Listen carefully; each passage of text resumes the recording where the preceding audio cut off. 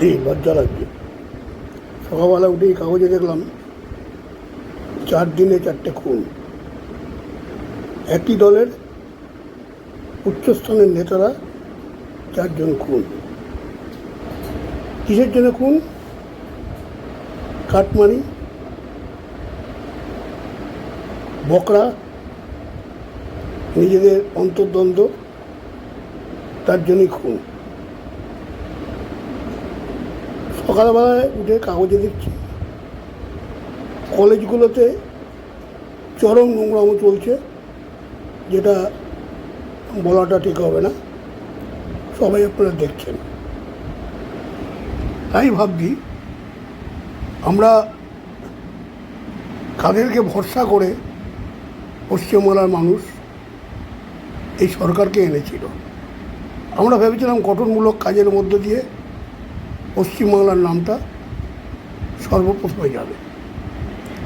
যার জন্যই আমাদের দেশে, আমাদের রাজ্যের মাননীয় মন্ত্রী, মুখ্যমন্ত্রী, উনি ওয়েস্ট বেঙ্গলকে বাদ দিয়ে বাংলা বলতে চেয়েছেন যে অ্যালফাবেটিক ওয়েতে বিটা প্রথমে থাকবে, ডব্লিউটা অনেক পিছনে পড়ে যায়। কিন্তু দেখলাম না, আমরা পিছিয়ে গেছি। এর পিছনে কারণটা কি? প্রথম কারণ হচ্ছে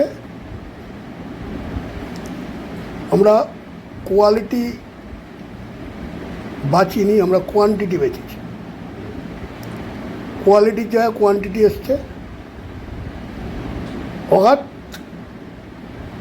পয়সা হাতে এসছে বিভিন্ন অসৎ উপায়, যেটা সরকার ইচ্ছা করলেই প্রথম থেকেই বন্ধ করতে পারত। এতে মুখ পুড়েছে বাংলার, মুখ পুড়েছে আমাদের সবার।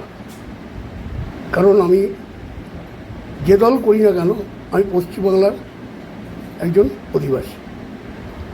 তাই সাধারণ মানুষের কাছে বলবো, আপনারা এইসব থেকে নিজেদেরকে বিরত রাখুন। পশ্চিমবাংলার যাতে নাম সর্বাগ্রে থাকে সেটার দিকে আপনারা লক্ষ্য রাখুন।